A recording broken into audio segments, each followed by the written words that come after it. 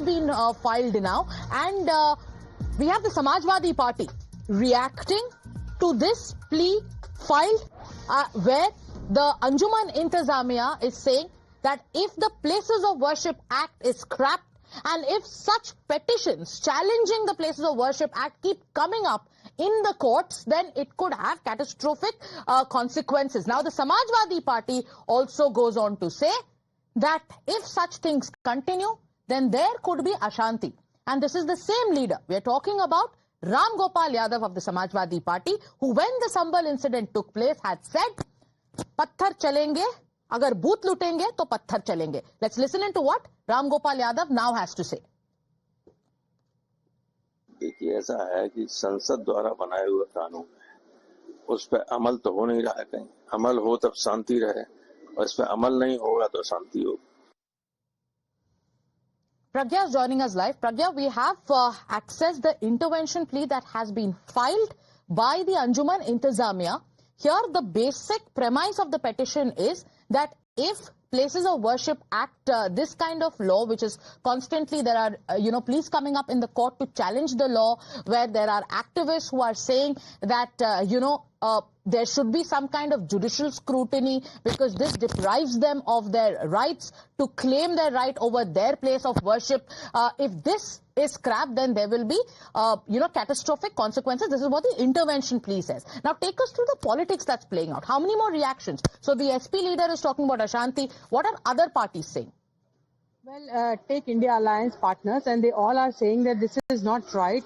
In fact, they quote Mr. Mohan Bhagwat, RSS chief, while saying that he himself has said that you don't have to find, shivling in behind, under every mosque. So they are taking a leaf out of RSS chief's statement, and they are putting it against BJP on this particular narrative. Okay, do stay with us, Pragya, because we have Waris Pathan of the AIMIM. Good morning, Mr. Pathan.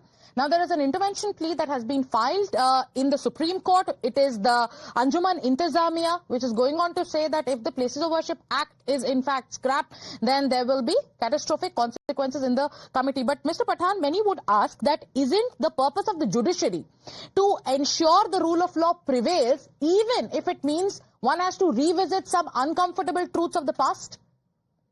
Well, as I said earlier also, and I reiterate that we have been saying that everybody will have to follow the rule of the law. Now, the Places of Worship Act 1991 is already into existence. It was brought with an intention to ensure to it that religious structures, monuments, standing prior to 15 August 1947, you cannot change the nature and character of that. Now, by getting such kind of things that you want to start with a survey, then you want to dig up, you want to find out what is that. Is it not against the Places of Worship Act? So why don't they follow the Constitution? In fact, even Justice Nariman also said right now that in Babri case also there was no temple beneath the mosque. That's the Supreme Court ruling. But what has happened then? The world is saying that now there is a temple on the masjid. So we say today is a black day in the democracy. No, but Mr. Pathan, the Ram Mandir case has been settled by the Supreme Court of India, and it went on for many, many years, and judges in their own wisdom came ahead and delivered that kind of verdict, which was again accepted. Now, in an intervention plea, when there is an attempt to create a sense that, okay, the kind of commentary that this will have catastrophic consequences, when examples like Sambal is cited to say that, okay, there will be a Sambal in every nook and corner of the country, isn't this an attempt to fearmonger or create these kind of doubts in the minds of the people? It's not a question of fearmongering or creating doubts in the mind of the people. It is just saying that we cannot take the country back to the 92 era, where the Babri era, where we shows communal tension everywhere. So why do you want to bring down Mohan Bhagwat, the chief of the RSS, said that you cannot go and take the masjids and to find out whether there was a mandir or no stop, but nobody is listening to me. And I would challenge him that he should stop those people who are doing this kind of thing in the name of survey. No, but Mr. Pathan, if there is if there is a plea that has been filed in the court, like say for example, if you are talking about this intervention plea itself that has been filed by the Anjuman Intizamiya, there is also a plea filed by some activists who believe that there should be some kind of judicial scrutiny of the Places of Worship Act. So why should there be any kind of fear-mongering around it if the only attempt is to ensure judicial scrutiny so that rule of law prevails? Well, the rule of law we are following is the matter is sub judice regarding the Sambal issue, and what Yogi Adityanath said yesterday, he being the chief minister of Uttar Pradesh. The matter is sub judice in making such kind of statements. So are they following rule of law? Are they following law? Are they following the constitution? No. So that's why everybody wants to say that the places of worship in 1991, which is into existence, must be very well taken care of and should be ensured that this is followed by everybody. Okay. But here what we see is they want to dig up the entire masjids in the country. They have got a list of masjids and they want to create a communal tension. They want to create an atmosphere of hate in the country. That's why we said this should stop and everybody must follow the places of worship in 1990. All right. Thank you, Mr. Waris Pathan, for joining in with your views on this exclusive news break. So this is this is an intervention plea that has been filed by the Anjuman Intizamiya, which is the mosque committee of Gyanvapi, where they have gone on to echo what the All India Muslim Personal Law Board over the last few days has been saying with regards to the Places of Worship Act. Let me go back to Pragya. Pragya, over the last few days, especially with regards to surveys that are being ordered, court-ordered surveys or these kind of cases that are coming up, which essentially challenge the 1991 Places of Worship Act, there's also a larger narrative that is at play, where there are people who are asking, okay, on one hand, you have the Places of Worship Act, and on the other, you have Waqf. There is a binary that is being drawn to claim injustice to one particular community. How is the politics, you are tracking what's happening in Parliament. What are other parliamentarians saying? Well, as far as BJP is concerned, there is a larger group of, BJP MPs and leaders who believe that even if you go to court to ascertain that there was a temple, where the mosque stand, it is not against Places of Worship Act. There's a larger debate that everyone needs on this particular Places of Worship Act, and they believe that, you have every right to ascertain whether it was a temple or not. We are not stopping anyone from, praying and doing the religious practice from where they are. But we also have right to know whether there is a temple or, the praying of two separate religion can coexist in that place. So you cannot stop us from ensuring that this was a temple and we can also perform our puja. And we are not even stopping you to perform your namaz. So that is the larger, narrative. In fact, in a larger group of MPs in BJP that believes, and they believe that this is the exact clarification on worship, Places of Worship Act that the opposition is not understanding. So no one could stop them from approaching court. They are not invading those mosques. They are not ascertaining their right over it. They are approaching court just to ascertain that there was a temple in place which was, raised down to build mosque, and they just wanted to. They are just, revisiting their own cultural history and also religious cultural context in that matter. So they have every right to approach court, and if a court deems it fit, they also admit the plea. And it is then that we are not saying that you cannot do your namaz in that, but we are saying let us do our prayers also. All right. So Pragya continues to stay with us. We also have Harish. Before I get Harish back to put this into context, to also tell us about what judges in the past have spoken in context of, the Ayodhya dispute or in context of the Places of Worship Act itself. We'll get Harish to explain that to us. But before that, also listen into how the Congress is reacting. Sub judice case वहां चल रहा है, सब अपने अपने तर्क देंगे, सब अपने अपनी तरफ से आर्गुमेंट करेंगे।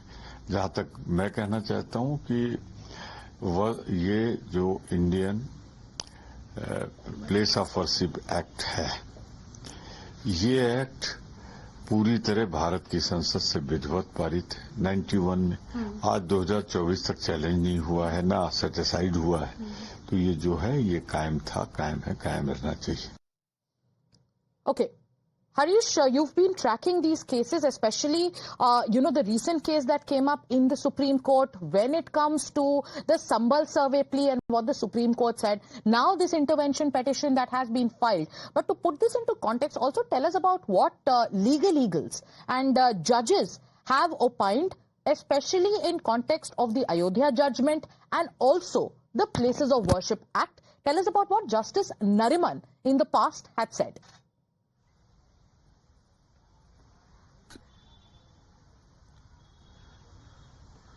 Yes, that's right, Sagarika. In fact, at a public event yesterday, Justice Nariman termed the Ayodhya judgment as a travesty of justice on secularism, but praised 5 pages that judgment which had spoken positive about the Places of Worship Act and called it a silver lining. And what did the Ayodhya bench say on Places of Worship Act?